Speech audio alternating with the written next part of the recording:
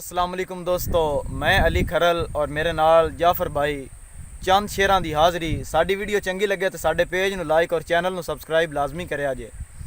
दौड़ा के लगे ज़र दे पर तोए दिल बार नूं तैनूं कम तर नितराणे भुल गए। वाह ते तक ताज महल ते पवन दी ढेला पक्खी वास निमाणे भुल गए।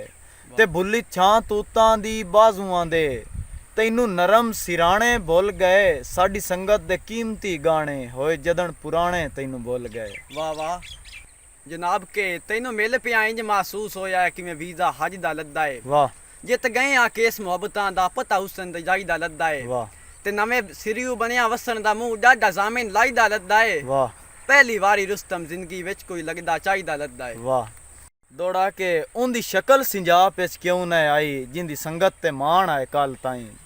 जिंदे मुंह ते धुप दी किरण भी तकियां लेंदे जुल्फां ताण आए कल ताईं। वाह वाह ते नपी रखदे हर दरबार दी चौकट जिंदे कुर्ब दे कान आए कल ताईं। अज आंदे ओ नातिक ना रुसवाई दे जिंदे बख्त दे आण आए कल ताईं। वाह वाह के तेरा कदम मुबारक सत बिस्मिल्ला साडे सोंज वैरान शहर विच। वाह तेरे डिठियां कासिम पक होया अल्लाह वाकई वसदा हर विच। वाह ते मैनू झल्लन दे पखियां तू नूठ ले अखियां। वाह होसो थक गए ढेर सफर विच और डोडे वर्गे कदन मेहमान दे असां उजड़ गया दे घर वाह विच। जाफर भाई दौड़ा के अखी रतियां शौक तो रतियां नहीं लौदार निशानी हो रे जेड़ी जग समझेंदा है ओ ता नहीं दरअसल कहानी हो रे।